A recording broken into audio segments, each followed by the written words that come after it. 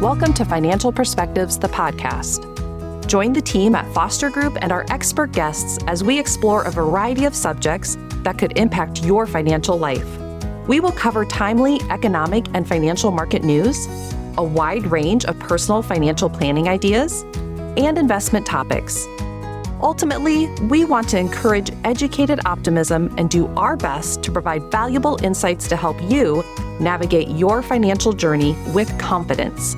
Please stick around at the end for important disclosure information.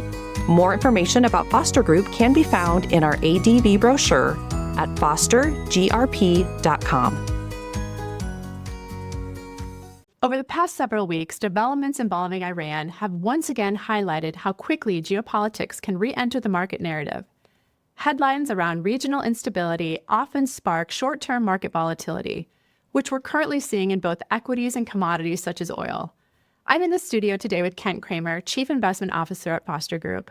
Kent and I recorded a video in February titled Market Volatility in 2026. At the time, we didn't realize how timely it would become in light of recent events. But the core message still holds true. When tensions rise, markets tend to react quickly, and that can feel unsettling, especially amid constant dramatic headlines. For long-term investors, however, the more important question isn't how markets perform this week, but whether events like these truly change the long-term outlook. Kent, we've been discussing and following the events as they've been evolving. Get us up to speed with what's going on in the markets, and then also talk a little bit about this quote that you found that's really resonating with you. Yeah, happy to do that. I think let's just start with what's happened since the beginning of the year. Markets really had a good start to the year. They were up positive across the board. The U.S. markets were positive. Foreign markets were positive. Things just looked kind of good, even though we thought we were talking about volatility, which may or may not come. And then we had this war begin in the Persian Gulf, late February. And what we saw there is an immediate downturn in markets and an immediate upturn in oil prices, which was really to be expected given the nature of the conflict and where it was. What we've seen since then, kind of on a year-to-date basis, is U.S. markets are just slightly negative depending on which day you're looking. They were at the end of the day yesterday. And foreign markets actually were still marginally positive. Interest rates had begun to go a little higher, which was putting pressure on bond prices. So all those things kind of brought us back almost to, let's say, flat for the year in terms of total return.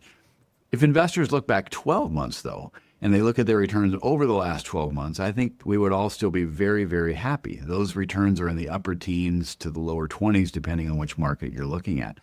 So overall, the past 12 months have been good ones for investors. What's happened here in the last 4 weeks, though, has really, I think, caused people to be concerned.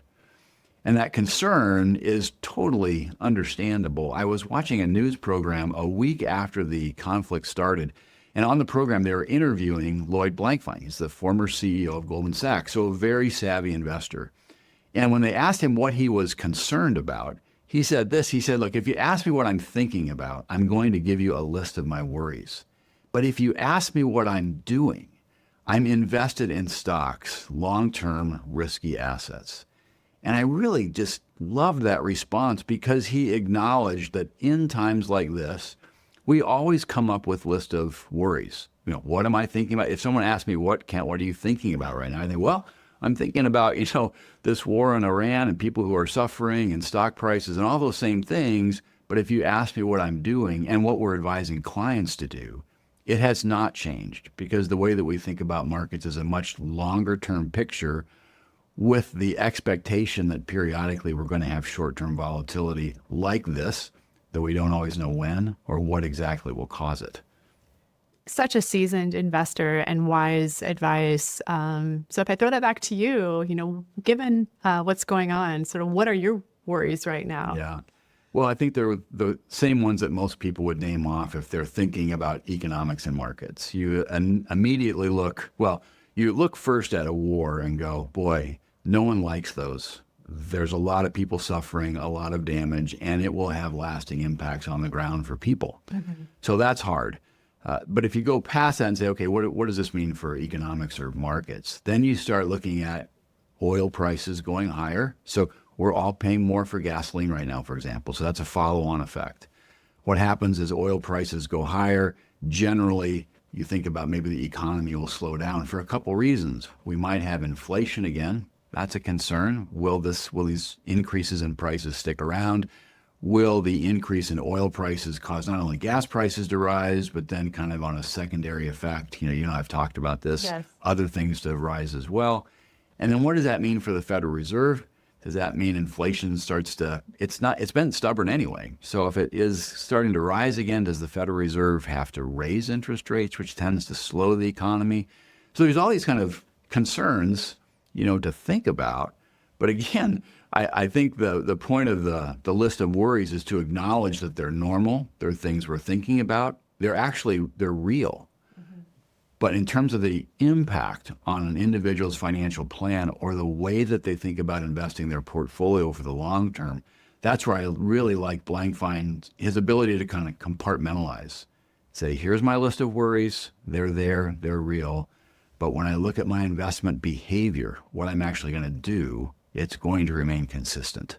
I think the big question is the duration, right? I mean, if this doesn't last very long and inflation is kept in check, the outlook for the economy, whether U.S. or global, second half of 26 and into 27, maybe the Fed can continue on their path of, managing inflation and making sure we have high employment rates. But we'll have to see. I mean, that's a little bit of the unknown at this point.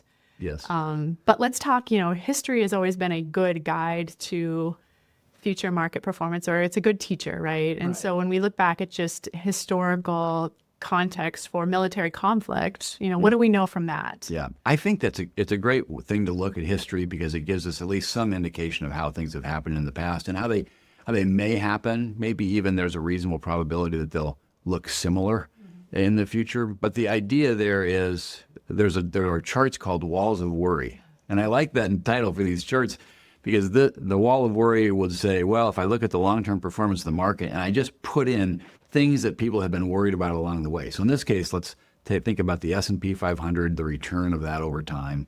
And then let's just put in at certain dates what the wars and conflicts were. And the thing that you see is even though there have been all these wars and conflicts, the historical trajectory of the S&P, of the U.S. stock market, has been higher. Mm-hmm. It certainly gets interrupted in terms of its growth not being just a smooth, from low to high, but the overall trend for investors, for people who've had a lifetime of investing, long-term investors, the overall trend has been really pretty good. Even though it's punctuated by these periods of instability and maybe decline. So I think that's kind of what we're looking at now. We were seeing a period where it's punctuated by decline. The question is, what will be, like you said, what's the duration of the decline? How long does this particular event last? Before, what we think would happen based on history is companies, again, will start to figure out how to be profitable. The world will want to return to some kind of peaceful settlement because it's in everybody's best interest to do so in some way. It's just a question of how will that come about and when, maybe. We recorded this video in February, and at that time, there were headlines, but nothing quite as unsettling as this. Who remembers Venezuela now? Right. It's like, that was a big thing, and now it's like, it's in the past. Or Davos, or but it's one thing to say, invest through uncertainty when the markets are fairly benign, right? It's another thing to hold on to that when things feel very unsettled, as they maybe do right now.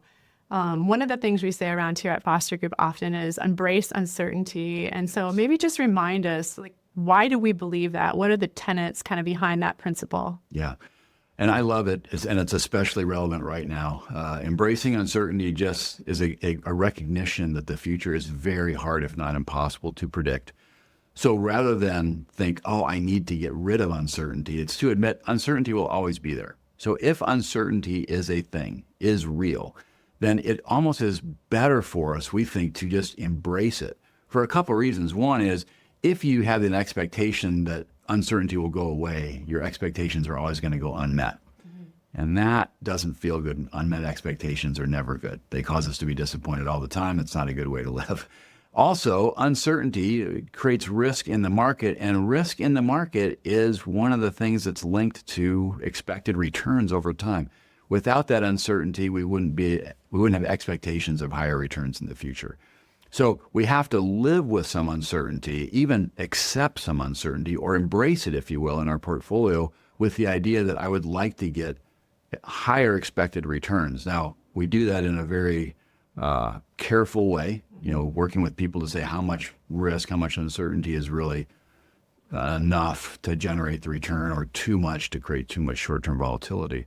But that embracing uncertainty is important. And what I'd add here is, especially in times of war or conflict, to think that you or I or any economist knows what's going to happen in the war, because so much of the timing of how this works out is going to be how this war conflict goes and how it winds up, what kind of solutions are offered. If the governments don't know, if the military commanders don't know today how it's going to go, the likelihood of an economist or a market person knowing is pretty small. So we have to just live with that uncertainty for a time. And I think the other part of that is to not try and guess when or what's going to happen, because no one really knows. Exactly. And that's why the planning process is so important, right? We take these situations into account. We expect uncertainty and volatility, and that's incorporated into the plan. Exactly. And that's what people really need to look back on in their own circumstance. We've talked about making sure the portfolio is in place to support the things that we want to do when we want to do them, acknowledging that tough things, bad things are going to happen from time to time. We know they will. We just don't know what they will be or when exactly they'll happen. So the portfolio needs to be ready at any time for whatever the circumstances are. Even for war. Even for war. Well, thank you for joining me today and just for your insights as these developments are occurring. And we appreciate your calm confidence through this. Well, it's a pleasure to be here. I just think about the educated optimism. This is another example of where I think it really works in our favor. Exactly. At the start of the year, we couldn't predict the specific headlines 2026 would bring, but we anticipated continued change. We account for that uncertainty in our planning process and will closely follow this conflict as it evolves. To learn more about our approach to navigating uncertain markets, check out our February Financial Perspectives video. And as always, the team at Foster Group is here to support you and answer any questions you may have along the way. The previous presentation by Foster Group was intended for general information purposes only. No portion of the presentation serves as the receipt of, or as a substitute for, personalized investment advice from Foster Group or any other investment professional of your choosing. Different types of investments involve varying degrees of risk, and it should not be assumed that future performance of any specific investment or investment strategy, or any non-investment related or planning services, discussion, or content, will be profitable, be suitable for your portfolio or individual situation, or prove successful. Foster Group is neither a law firm nor accounting firm, and no portion of its services should be construed as legal or accounting advice. No portion of the content should be construed by a client or prospective client as a guarantee that he or she will experience a certain level of results if Foster Group is engaged, or continues to be engaged, to provide investment advisory services.